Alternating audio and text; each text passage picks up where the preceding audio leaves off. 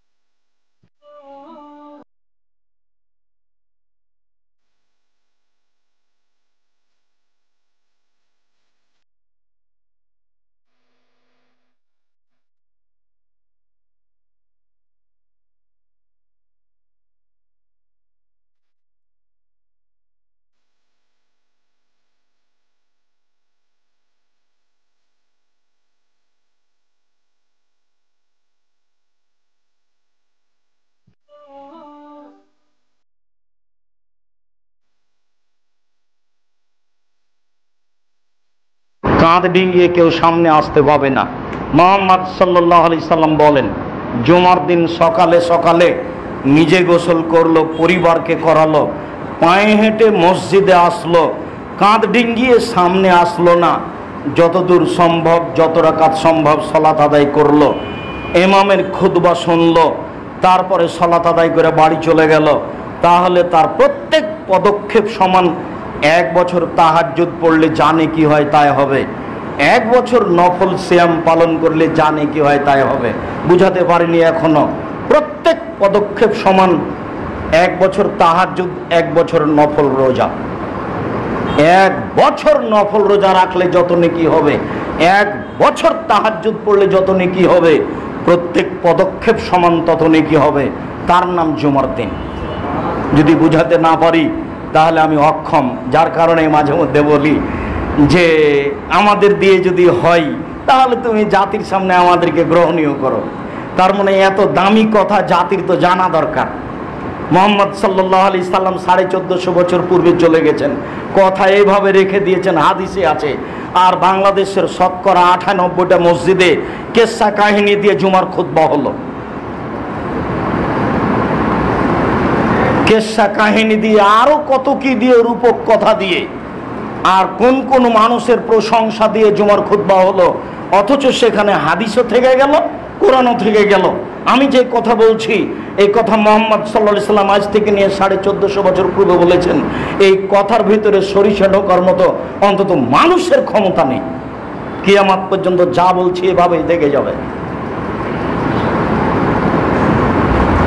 1 বছর নফল সালাত আদায় করলে জানে কি হবে, তাহাজ্জুদ পড়লে 1 বছর নফল রোজা আদায় করলে জানে কি হবে, প্রত্যেক পদক্ষেপ শ্রবণ তাই নাকি হবে। এই কথা মুহাম্মদ সাল্লাল্লাহু আলাইহি সাল্লাম বলেন, আমি বলিনি।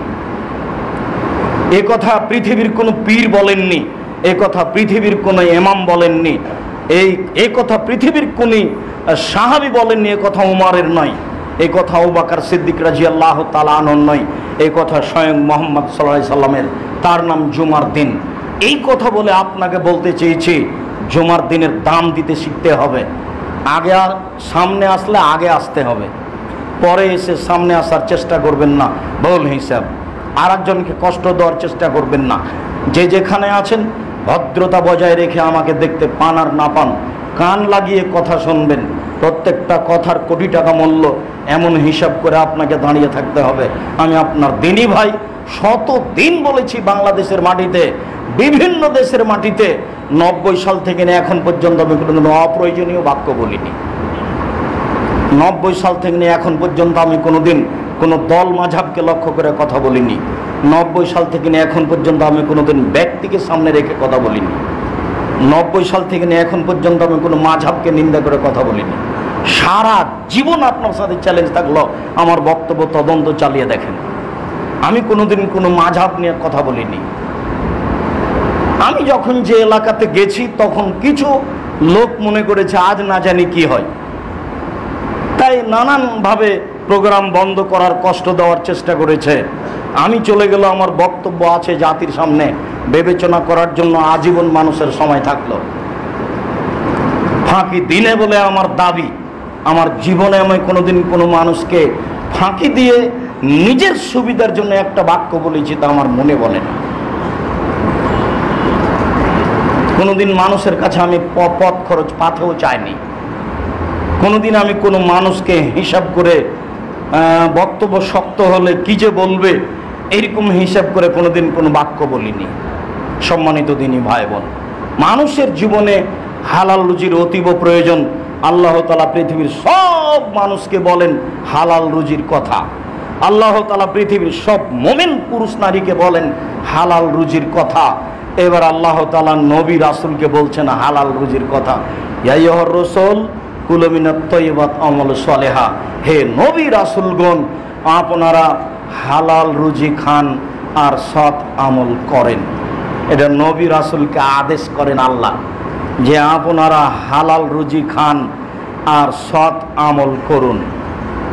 নবী রাসূলকে আদেশ করছে, তার মানে নবী রাসূলকে হালাল রুজি খেতে হবে, নইলে সব হারাবে, নবীরও হারাবে। নবী ও মানুষ, তিনি অন্য কিছু নয়। আর বলেন সৎ আমল করেন, সব আমল সৎ নয়। মাগরিবের পরে 2 রাকাত সুন্নাত পড়তে হবে, এটা সৎ আমল। কিন্তু মাগরিবের পরে 6 রাকাত সুন্নাত পড়লে 12 বছরের পাপ ক্ষমা হয়ে যাবে, 12 বছরের নেকি হবে, নগদ জান্নাত, এটা সৎ আমল নয়। আপনি কষ্ট করে, আপনাকে আমি দেখেছি কতদিন, আরো 5 জন দেখেছে, আপনি কষ্ট করে মাগরিব পড়বে 6 রাকাত সুন্নাত পড়ছেন, তাড়াহুড়া করে করছেন। আরো নামাজ আপনার আছে রাইফেলের গুলির মতো, ধর্ম পাগল নয়। নিজের বিবেচনার অনেক দাম আছে। নিজের বিবেচনা দিয়ে জমি জায়গা চাষ করেন, নিজের বিবেচনা দিয়ে ব্যবসা বাণিজ্য করেন, নিজের বিবেচনা দিয়ে ধর্মকে ভাবতে হবে। মৌলানা সাহেবকে বললেন, আব্দুর রাজ্জাক সাহেব আমার একটা মেয়ে জন্ম নিয়েছে, আকিকা করব কবে? আরে যেদিন করেন করলেই হবে। আব্দুর রাজ্জাক সাহেব কবে? 7 দিনের আগেও হবে না, পরেও হবে না। তাহলে দুইটা দুরকম হয়ে গেল। বিবেচনার দাম আছে, বিবেচনার দাম আছে। মাগরিবের পরে 2 রাকাত সুন্নাত, এটাই চূড়ান্ত। মাগরিবের পরে 6 রাকাত সুন্নাত, এটা চূড়ান্ত নয়, কিয়ামত পর্যন্ত হবে না চূড়ান্ত। রাসূলকে দাম দেওয়ার চেষ্টা করতে হবে, মানুষকে নয়। বেশি ইবাদত করে জান্নাত হবে না। দুরুদে ইব্রাহিমই পড়তে হবে, যার নাম দুরুদ। আল্লাহুম্মা সাল্লি আলা সাইয়্যিদিনা মাওলানা নাবিয়ানা মুহাম্মাদের নাম দুরূদ নয়। এ দিয়ে রাসূলকে খুশি করা যাবে না, এটা শতামল নয়। কবরে টাকা 10টা দান করেছি, মসজিদও দান করেছি, এটাও দান ওটাও দান, কোনটা শতামল? এখানে এদেরকে 10 টাকা দান করেছি, ওরা দিবস পালনের জন্য রাস্তা ঘেরা আছে, বলছে আমাদের কালকে খেলাধুলা হবে, 20 টাকা দিয়ে যান। তো খেলাধুলা করবে, সেখানেও 20 টাকা দিলাম, এখানেও 20 টাকা দিয়েছি, দান তো দুটাই, কোনটা শতামল? আল্লাহ তাআলা বলেন, নবী রাসূল শোনেন, আপনারা হালাল রুজি খানার শতামল করুন। বিবেচনা করতে হবে, শতামলই আল্লাহর দরবারে কবুল হবে। শতামল যেটা, সেটা হলো হুবহু যেটা রাসূলের কর্মের সাথে মিল খেয়েছে সেটা। আবার জাল হাদিস আছে প্রায় 3 লক্ষ, আমাদের বাড়িতে আছে প্রায় 10,000। টাকার গায়ে লেখা আছে চাহিবে মাত্র ইহার বাহককে দিতে বাধ্য থাকিবে। আমি আব্দুর রাজ্জাক বিন ইউসুফ 10,000 জাল হাদিস যে কোনো সময়ে দেখানোর জন্য প্রস্তুত রয়েছে। তার মানে বলেছেন রাসূল সাল্লাল্লাহু আলাইহি ওয়াসাল্লাম বলেন, তাহলে সেটা হাদিসে কথা ঠিক নয়, খালি বললেই তো হবে না। ফাজাইল আমল বইয়ে লেখা আছে যে 1 ওয়াক্ত নামাজ কাজা করলে 80 হোক বা জাহান্নামে থাকতে হবে। নিচে বলা আছে হাদিসে আছে, তো কোথায় আছে? না হাদিসে আছে, তো খুঁজেন, তাহলে মরা পর্যন্ত খুঁজেন, কোথায় পাওয়া যায়? মুহাম্মদ সাল্লাল্লাহু আলাইহি ওয়াসাল্লাম যেখানে শুয়ে আছেন সেই জায়গাটা আরশের চেয়ে উত্তম, কোথায় আছে? বলে হাদিসে আছে। কিভাবে হয় এটা? আদম আলাইহিস সালাম ভারত থেকে হজ করতে গেলেন 60,000 বার। 60,000 বার যদি হজ করেন তাহলে 60,000 বছর বয়স হতে হবে, না হলে তো বছরে একবার হজ। এখন 60,000 বছর বেঁচে ছিলেন কিনা সেটাও একটা বিবেচনার বিষয়। এখন এত শক্ত ইতিহাস কোথায় পাবেন? আদম আলাইহিস সালাম 60,000 বছর বাঁচলেন কিনা? ঢোকার সময়তে দেখছেন যে গেটে লেখা আছে লা ইলাহা ইল্লাল্লাহ মুহাম্মাদুর রাসূলুল্লাহ। তো ফল খেয়ে নিয়ে ভুল করেছেন, 300 বছর ক্ষমা চাইলেন। তো এক পর্যায়ে বলছেন আদম, আল্লাহ 300 বছর ক্ষমা চাইলাম, ভুলের কারণে ক্ষমা তো হলো না। তো জান্নাতের গেটে লেখা আছে লা ইলাহা ইল্লাল্লাহ মুহাম্মাদুর রাসূলুল্লাহ। মুহাম্মদ অবশ্যই কোনো দামি মানুষ হবেন, নইলে আপনার সাথে কেন নামটা লেখা আছে? যাক, এখন আমি তার দোহাই দিয়ে, ওসিলা দিয়ে আমি ক্ষমা চাচ্ছি, তুমি আমাকে মাফ করো। তখন আল্লাহ বলছেন, আদম তুমি এমন একটা মানুষের নামে ক্ষমা চেয়েছো, এখন আর আমি ক্ষমা না দিয়ে পারছি না, যাও তোমাকে ক্ষমা করে দিলাম। আল্লাহ বলছেন যে আদমকে আমি সব কিছু শিখিয়ে দিয়েছি, আর লা ইলাহা ইল্লাল্লাহ মুহাম্মদ রাসূলুল্লাহ ওয়াসিলা ধরে জান্নাতে হবে, যেতে হবে, এটাই তিনি জানলেন না। অথচ তিনি আদম সবকিছু জানেন। ধর্ম পাগল হয়ে গেছে। ধর্ম রাজশাহী চাঁপাইনবাবগঞ্জের হাওয়াই লাড্ডু, দোনো হাত মে লাড্ডু আয় চায় इसको খালে, বল হিসাব হুজুরকে তওবা করে আসতে হবে, কথাই চূড়ান্ত। লা ইলাহা ইল্লাল্লাহ মুহাম্মদ রাসূলুল্লাহ ওয়াসিলা কে বলেছে? ওটা ওয়াসিলা নয়। রাসূল সাল্লাল্লাহু আলাইহি ওয়াসাল্লাম বলেছেন, মান কানা আখির কালামিহি লা ইলাহা ইল্লাল্লাহ ফাদাকাল জান্নাহ। মানুষের মরার শেষ মুহূর্তে যদি শুধু লা ইলাহা ইল্লাল্লাহ হয় তাহলে সে জান্নাতে চলে গেছে। এই হাদিস সহিহ, এইটুকুই সহিহ, এই পর্যন্তই। বাকিটুকুর কথা মুহাম্মদ সাল্লাল্লাহু আলাইহি ওয়াসাল্লাম বলেননি। তিনি বলেছেন, লাক্কানু মাউতাকুম লা ইলাহা ইল্লাল্লাহ, মরে মরে মরে মরে যান যায় যায় তাকে তোমরা স্মরণ করাও লা ইলাহা ইল্লাল্লাহ। লা ইলাহা ইল্লাল্লাহ বললেই সে জান্নাতে চলে যাবে, এই কথা মুহাম্মদ সাল্লাল্লাহু আলাইহি ওয়াসাল্লাম বলেন। বাকিটুকুর কথা মুহাম্মদ সাল্লাল্লাহু আলাইহি ওয়াসাল্লাম বলেননি। রাসূল সাল্লাল্লাহু আলাইহি ওয়াসাল্লাম বলেন, আফদালু যিকরি লা ইলাহা ইল্লাল্লাহ, সবচেয়ে উত্তম জিকির হলো লা ইলাহা ইল্লাল্লাহ। তিনি এটুকুই বলেছেন, শুধু লা ইলাহা ইল্লাল্লাহ। পৃথিবীতে সবচেয়ে দামি জিকির সুবহানাল্লাহ জিকির, আলহামদুলিল্লাহ জিকির, আল্লাহু আকবার জিকির, লা ইলাহা ইল্লাল্লাহ জিকির, আরো দোয়া সব জিকির, কিন্তু সবচেয়ে দামি জিকির হলো লা ইলাহা ইল্লাল্লাহ। তখন তিনি লা ইলাহা ইল্লাল্লাহ, লা ইলাহা এ পর্যন্ত বলে থামেননি। তখন তিনি ইল্লাল্লাহ এই পর্যন্ত বলে থামেননি। তখন তিনি আল্লাহ আল্লাহ এই পর্যন্ত বলে থামেননি। তখন তিনি হু হু এ পর্যন্ত বলে থাকেননি। তার মানে লা ইলাহা ইল্লাল্লাহ শুধু শতামল, বাকিগুলি সব অশতামল, কোনটা দিয়ে টিকা যাবে না। তাই আদম আলাইহিস সালাম বলবেন, মুফাসসির সাহেব বলছেন যে আমার চাচাতো ভাই বলছেন ইনি সবচেয়ে দামি মুফাসসির, তোরা অত তাফসির জানিস না। কি তাফসির করলো? আরে তোরা ওসব তাফসির জানিস না, একটু বলেন না কি করলো।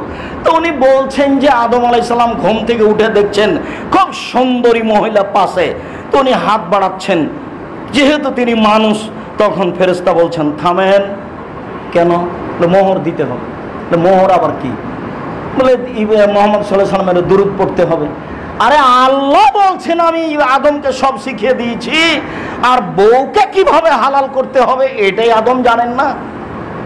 তো আদম আলাইহিস সালামকে আল্লাহ শিখালেন কি? তারপরে ওই তাফসীর মিথ্যে, ওটা তাফসীর নয়। বউ হালাল, আদমকে বউ হালাল করার জন্য দুরূদ পড়তে হবে, এই জিম্মেদারি আল্লাহ তার উপর দেননি। কিভাবে তাকে বউ হালাল, তার জন্য বউ হালাল করা হয়েছে সেটা আল্লাহ ভালো জানেন, কোনো হাদিসে নেই। অতএব সৎ আমল করতে হবে, অসৎ আমল ধর্মের নামে করলে বিচারের মাঠে টিকা যাবে না, এই কথাই ঠিক। আবু হুরায়রা রাদিয়াল্লাহু তাআলা আনহু বলেন, রাসূল সাল্লাল্লাহু আলাইহি সাল্লাম বলেছেন, ইন্নাল্লাহ তাইয়্যিব লা ইয়াকবালু ইল্লা তাইয়্যিবা, নিশ্চয় আল্লাহ তাআলা পবিত্র, পবিত্র ছাড়া কবুল করেন না, হালাল ছাড়া আল্লাহ বিচারের মাঠে কোন ইবাদত কবুল করবেন না। সুম্মা যাকারা রাজুলা, তারপর তিনি একটা লোকের কথা বললেন, ইতিলি সাফারা, যে লোকটা লম্বা সফরে রয়েছে, আসাসা আকবারা, মাথার চুলগুলি এলোমেলো হয়ে গেছে, ঠিক মতো গোসল করেনি, ঠিক মতো চিরনি করেনি, বিপদে পড়ে অয়মুদ্দয়াদাইহে, হাত দুটি আল্লাহর দরবারে উঠিয়েছে, আবার বলছে হে আমার প্রতিপালক আমি বিপদে পড়েছি, তুমি আমাকে উদ্ধার করো। তারপরে আল্লাহ রাসূল বলছেন, মাতামুহু হারামুন, তার খাদ্য আছে হারাম, মাশরাবুহু হারামুন, তার পানি আছে হারাম, মালবাসুহু হারামুন, তার পোশাক আছে হারাম, গুজিয়া বিল হারামে, তার জীবিকা নির্বাহ হারাম, আন্না ইস্তাজাবু লাহু, তার দোয়া কি করে কবুল হতে পারে? তার দোয়া কবুল হবে না। তিনটে কারণ আছে দোয়া কবুলের এখন। এক, মুসাফির। আল্লাহ নবী বলেছেন তিন শ্রেণীর মানুষের দোয়া কবুল হয়। তার এক শ্রেণীর মানুষ হলো মুসাফির, আর এক শ্রেণীর মানুষ হলো বাপ মা, আর এক শ্রেণীর মানুষ হলো মাজলুম। একটা হিন্দু মানুষের বাড়ি আপনি জোর করে দখল করে নিয়েছেন, ও হলো মাজলুম। একটা হিন্দু ছেলের ভ্যানে উঠেছেন, টাকা না দিয়ে এক থাপ্পড় দিয়ে চলে গেলেন, ও হলো মাজলুম, আপনি হলেন জালেম। এই হিন্দু যদি বলে আল্লাহকে, আল্লাহ তুমি তার বিচার করো, তা আপনার সব কিছু হারিয়ে যাবে। ও পরকালে কিছু পাবে না, কিন্তু তার কথাটা ইহকালে কবুল হবে। তার নাম মাজলুম। মাজলুমের কথা কবুল হয়, মুসাফিরের কথা কবুল হয়, বাপ মায়ের কথা কবুল হয়, মাজলুমের কথা কবুল হয়। লোকটা বিপদে পড়েছে, কোনো জুলুম তার উপরে হচ্ছে, লোকটা মুসাফির আছে, আবার হাত তুলে দোয়া করলে হাত ফেরত দেওয়া হয় না। হাত তুলে দোয়া করলে আল্লাহ একটু লজ্জা পায়, কেমনে হাতখান ফিরিয়ে দিই, আচ্ছা যাও যেটা তুমি চাচ্ছ সেটা দিয়ে দিলাম। এটা আল্লাহর বৈশিষ্ট্য। হাত তুলে দোয়া করলে খালি হাত ফিরিয়ে দিতে লজ্জা পান। তাহলে মুসাফির দোয়া কবুল হবে, তাহলে মাজলুম দোয়া কবুল হবে, তাহলে হাত তুলে দোয়া করছেন তার মানে দোয়া কবুল হবে। এতগুলি অবস্থান থাকার পরেও কবুল হলো না কেন? পানি হারাম ছিল, খাদ্য হারাম ছিল, পোশাক হারাম ছিল, জীবিকা নির্বাহ হারাম ছিল, দোয়া কবুল হলো না, যদিও বিপদে আছে। সম্মানিত দিনী ভাই বোন, বলছিলাম ইবাদতের জগতে সবচেয়ে গুরুত্বপূর্ণ কাজ হলো হালাল রুজি। সালাত সবচেয়ে দামি ইবাদত, মানে গুরুত্বপূর্ণ ইবাদত, এটা আমি বুঝলাম, কিন্তু সালাত নির্ভর করে হালাল রুজির উপরে। তাই তো বোঝা গেল শেষ পর্যন্ত তো কিছুই হলো না, থেকে গেল একটু কথা, হাত তুলে দোয়া। হাত তুলে দোয়া কবুল হয়, এই কথাই ঠিক। চন্দ্রগ্রহণে হাত তুলে দোয়া করতে হয়, সূর্যগ্রহণে হাত তুলে দোয়া করতে হয়, বিপদে পড়ে হাত তুলে দোয়া করতে হয়, ছেলে মেয়ের জন্য হাত তুলে দোয়া করতে হয়, কবরস্থানে গিয়ে হাত তুলে দোয়া করতে হয়, কাবাঘর দেখে হাত তুলে দোয়া করতে হয়, সাফা পাহাড়ে উঠে হাত তুলে দোয়া করতে হয়, মারোয়া পাহাড়ে উঠে হাত তুলে দোয়া করতে হয়। পরের 2 দিন পাথর মারার পরে প্রথম 2টি পিলারের পাশে আপনার জামরাতে হাত তুলে দোয়া করতে হয়। হাত তুলে দোয়া করলে আল্লাহ খালি হাত ফিরিয়ে দেন না, এই কথাই ঠিক। তবে সালাতের পরে, বক্তব্যের পরে, জানাজার পরে, সভা সমিতির পরে, ঈদের মাঠে, বিবাহের বৈঠক শেষে এইসব জায়গাতে হাত তুলে দোয়া করলে রাসূলকে অপমান করা হয়, এ কথাও ঠিক। হাত তুলে আপনি দোয়া করেন। একটা বই পাওয়া যায় আব্দুর রাজ্জাক বিন ইউসুফের, বইটার নাম হচ্ছে আইনে রাসূল সাল্লাল্লাহু আলাইহি ওয়াসাল্লাম দোয়া অধ্যায়। জানি না আপনি কিনেছেন কি না, আমার জানা নাই। তবে যদি না কিনে থাকেন তাহলে জীবনের একটা বড় ভুলের মধ্যে এটা একটা ভুল।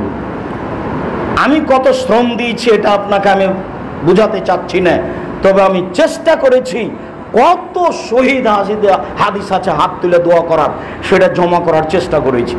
কত জয়ীফ হাদিস আছে হাত তুলে দোয়া করার, সেটা জমা করার চেষ্টা করেছি।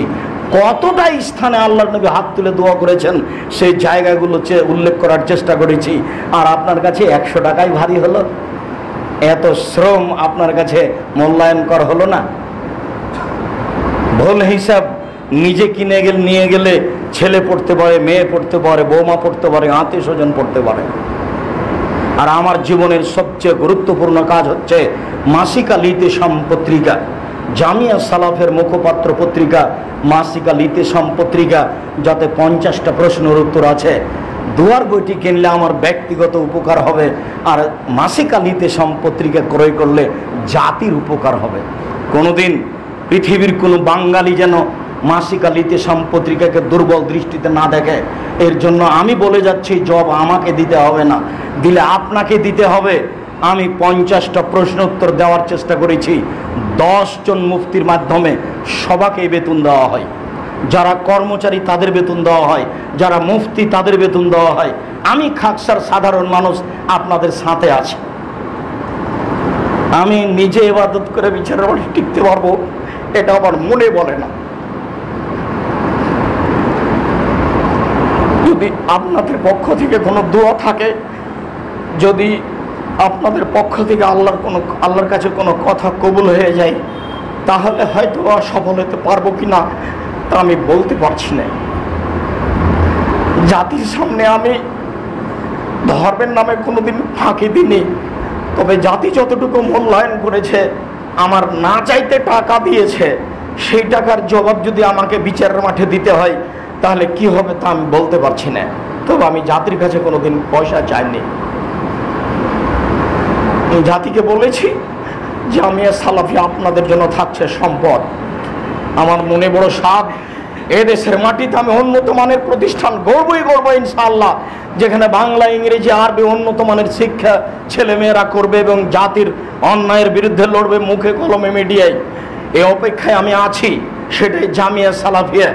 সবাকেই সম্ভব হলে অর্থ দিয়ে, না হলে দোয়া দিয়ে, না হলে মুখে একটু বলে যে আল্লাহ তুমি জামিয়া সালাফিকে কবুল করো, এটুকু অংশগ্রহণ করার জন্য পৃথিবীর বাঙালির কাছে আমি অনুরোধ জানিয়েছি। যারা যেখানে আছে, জামিয়া সালাফের মুখপাত্র পত্রিকা মাসিকা লিতেশাম পত্রিকা, আজকেও যাওয়ার সময়তে তাকে মূল্যায়ন করার চেষ্টা করতে হবে। দাম 10 টাকা হোক আর 20 টাকা হোক, যেটাই হোক না কেন। সম্মানিত দিনী ভাই বোন, বলছিলাম রাসূল সাল্লাল্লাহু আলাইহি ওয়াসাল্লাম বলেন, আল হালালু বাইয়িন, হালাল হচ্ছে স্পষ্ট, আল হারামু বাইয়িন, হারাম হচ্ছে স্পষ্ট, ও বাইনাহুমা মুস্তাবিহাতুন, এই দুইটার মধ্যে একটা সন্দেহযুক্ত খাদ্য রয়েছে, সন্দেহযুক্ত ব্যবসা রয়েছে, সন্দেহযুক্ত চাকরি রয়েছে, সন্দেহযুক্ত উপার্জন রয়েছে। বুঝতে পারিনি এটা ঠিক না বেঠিক। পরের বাক্যে রাসূল সাল্লাল্লাহু আলাইহি সাল্লাম বলেন, ফামান ইত্তাকা মিনাশ শুবহাত, সন্দেহ থেকে যদি মানুষ বেঁচে যায়, ইস্তাবরালি দীনিহি ওয়া ইরজিহি, সে তার উপার্জনকে, তার সম্মানকে, তার দিনকে ঠিক করে নিল। সন্দেহের মধ্যে যাব না, তাহলে সে তার দিনকে ঠিক করে নিল, সে জান্নাতে যাবে। অমান আকাফি শুবহাতে আকাফিল হারামে, যে সন্দেহের মধ্যে পড়লো সে হারামের মধ্যে পড়লো। চূড়ান্ত সিদ্ধান্ত নেই যার, সেটা চূড়ান্ত হারাম। চূড়ান্ত সিদ্ধান্ত নেই যার, সেটা চূড়ান্ত হারাম। যে চাকরির চূড়ান্ত সিদ্ধান্ত নেই, সেটা চূড়ান্ত হারাম। যে ব্যবসার চূড়ান্ত সিদ্ধান্ত নেই, সেটা চূড়ান্ত হারাম। যেই জমি জায়গার চূড়ান্ত সিদ্ধান্ত নেই, সেই জমি জায়গা ভোগ করা চূড়ান্ত হারাম।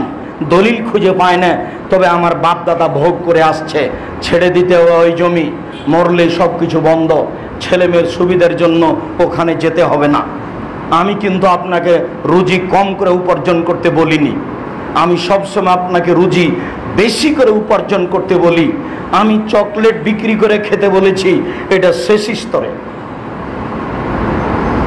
আমি মানুষের বাড়িতে দিন মজুর হিসাবে থাকতে বলেছি, এটা জমি জীবনের শেষ স্তরে। আমি বলেছি বৈধ রুজির জন্য বাপের জমি বিক্রি করে কোটি টাকার ব্যবসা করেন, সেটাই ভালো। কলকাতাতে হিরোইন কিনে ঢাকায় বিক্রি করে একদিনে ধনী হতে হবে না। কোটি টাকা ব্যাংকে লোন নিয়ে বাড়ি গাড়ি করতে হবে না। শ্বাস বন্ধ হয়ে গেলে ফাঁসি হয়ে যাবে। ফাঁসি পৃথিবীর কোনো মানুষ রক্ষা করতে পারবে না। টাকা পয়সা দিয়ে কেউ রক্ষা করতে পারবে না। জিবরাইলের ক্ষমতা নেই আপনার ফাঁসি রক্ষা করার, তার নাম হারাম রুজি। পৃথিবীর কোন মানুষ, কোন ফেরেশতা, কবি নবী রাসূল, পৃথিবীর কোন মানুষ, কোন নবী, কোন ফেরেশতা বিচারের মাঠে আপনার ফাঁসি রক্ষা করতে পারবে না। তার নাম হচ্ছে কর্জ, তার নাম ঋণ। সব পাপ ক্ষমা হয়ে যাবে, ঋণ ক্ষমা হবে না। আল্লাহ নবী বললেন, লোকটার ঋণ আছে? জি আছে। কেউ পরিশোধ করবে? জি আছে আমি। আচ্ছা ঠিক আছে, জানাজা পড়ালাম। আর একটা, লোকটার ঋণ আছে? জি। কেউ পরিশোধ করবে? কেউ দাঁড়ায় না। তখন তিনি বললেন, ঠিক আছে জানাজা করো, আমি গেলাম। তার মানে আপনার জানাজা হবে না। ঋণ আছে, ব্যাংকে টাকা নিয়ে অনেক কিছু করলেন, বাড়ি গাড়ি করলেন, আপনি বুঝতে পারেননি, শ্বাস বন্ধ হওয়ার সাথে সাথে ফাঁসি হয়ে যাবে। কেউ রক্ষা করতে পারবে না, পৃথিবীর কোনো কিছু রক্ষা করতে পারবে না।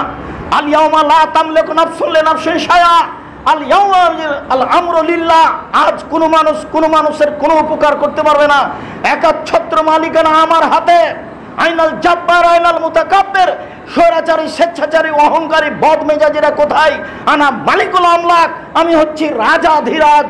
এই ঘোষণা দিয়ে বিচার শুরু হবে, তার নাম কাহার। খুব কঠোর কঠিন, কারো রক্ষা হবে না। সামান্য কাজে যায়েন না, পয়সা উপার্জন করেন বেশি করে। আমি এ কথাই বলছি, বলতে গিয়ে বলেছি 600 কিলোমিটার যেতে হবে, টাকা পয়সা নেই, খুব দুর্দিন, প্রচন্ড রৌদ্র, বাইরে হাঁটা যায় না, যেতে হবেই। রাসূল আদেশ করেছে, খানা পানি নেই, কিছুই নেই, গাছে ফল পেকে এসেছে মাত্র। দুর্দিন আর দুর্দিন, প্রচন্ড রৌদ্র, মাঠে না রাস্তায় নামা যায় না, যেতেই হবে। কালকে আদেশ, ওমর কি দিতে পারো? অর্থ সম্পদের অর্ধেক দিলাম। ভালো কথা, আজকে সবকে ঠগিয়ে দিব। ওমরের হিসাব। আবু বকর সিদ্দিক কি দিতে হবে? আবু বকর সিদ্দিক রাদিয়াল্লাহু তাআলা বলেন, আপনাকে আর আল্লাহকে বাড়িতে রেখে যা আছে সবই দিয়ে দিলাম। হতে পারে যে ভ্যান ভাড়া হবে না, তবে তিনি যা বলেছেন এই বাক্য ডিঙ্গিয়ে পৃথিবীর কোনো মানুষ আর আগে যেতে পারবে না। ও দিয়ে ভ্যান ভাড়া হবে না। উসমান কি করতে হবে? উসমান বলেন, আল্লাহর নবী, যত মানুষ তাবুকের যুদ্ধে যাবে সমস্ত মানুষের অর্ধেকের যাতায়াত খরচ, খাওয়া খরচ আমি দিব। তার মানে 30,000 মানুষ আছে, 3 মাস লাগবে যেতে আসতে। 15,000 মানুষকে 3 মাস খাওয়াবেন। 15,000 মানুষকে 15,000 উঁট দিবেন। একটা উঁটের দাম যদি 1 লক্ষ টাকা হয়, তাহলে 15,000 উঁটের দাম কত? তার নাম ধনী। কখনো আপনি ছেলে মেয়েকে নিঃস্ব করে ছেড়ে যাবেন না। আল্লাহ নবী বলছেন যে ছেলে মেয়েকে নিঃস্ব করে ছেড়ে যায় না, যে আর একজনের কাছে হাত পাতবে সাবধান। হাদিস বুখারী মুসলিম। আল্লাহ নবী বলছেন, দেওয়া হাত খান গ্রহণ করো, নেওয়া হাত খান গ্রহণ করিও না। দেওয়া হাত খান ভালো, নেওয়া হাত খান খারাপ। দেওয়া হাত খান দানশীল, নেওয়া হাত খান ভিক্ষুক। কোনো সময় নেওয়া হাতটা গ্রহণ করবে না, দেওয়া হাতটা গ্রহণ করিও, জীবনে সফলতা অর্জন করতে পারবা। তাই তিনি বলছেন, দিন মজুরকে দান করতে হবে, মানে দেওয়া শিখো। সে যা টাকা পয়সা দিচ্ছেন ছেলে মেয়ের হাত দিয়ে দেওয়াবেন, ছেলে মেয়ে দিতে শিখুক। আপনার অবর্তমানে যেন ছেলে মেয়ে মুসাফিরকে খাওয়াতে পারে, অসহায় মানুষকে খাওয়াতে পারে। আপনার বাড়ির নাম হবে মেহমানখানা। যেমন আপনার বাপের অভ্যাস ছিল, আপনার দাদার অভ্যাস ছিল, ওই গতিতেই ফিরে যেতে হবে। শতদিন বলেছি, মনে রাখবেন, হালাল স্পষ্ট, হারাম স্পষ্ট। কেউ যদি সন্দেহের মধ্যে পড়ে যায় তাহলে পরকাল হারিয়ে গেছে। সন্দেহ থেকে বাঁচতে হবে। কার রাই রাখালের মতো, ইয়া রাহাল আল হেমা, যে রাখাল আইলে গরু চড়াচ্ছে, সম্ভাবনা রয়েছে আইলে গরু চড়ালে গরুতে ধানে মুখ দিতে পারে। আইল বুঝেন কি না আমি জানি না। আল্লাহ নবী বলছেন, আইলে গরু নিয়ে যায় না, গরু থাকতে থাকতে ধানে মুখ দিতে পারে। ঠিক তুমি সন্দেহযুক্ত রুজি উপার্জন করিও না, তুমি বিপদে পড়ে যাওয়া। মনে রেখো, আলালে কুল্লে মালিকিন হেমায় হেম আল্লাহ মহারে মোহ।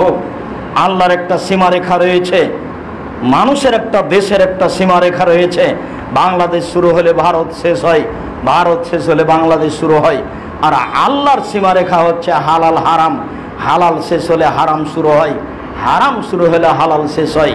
এরপরে তিনি বলছেন, মনে রেখো মানুষের শরীরে একটা টুকরা রয়েছে, যতক্ষণ পর্যন্ত টুকরা ভালো আছে, মানুষটা ভালো আছে, ওই যা ফাসাদাল জাসাদ কুল্লুহু, যখন ওই টুকরা খারাপ হয়ে যাবে গোটা মানুষটাই খারাপ হয়ে যাবে। আলা ওয়াহিয়াল কালব, মনে রেখো সেটাই অন্তর। যার অন্তর ভালো তার সবই ভালো, যার অন্তর খারাপ তার সবই খারাপ। যার ভিতর ভালো তার সবই ভালো, যার ভিতর খারাপ তার সবই খারাপ।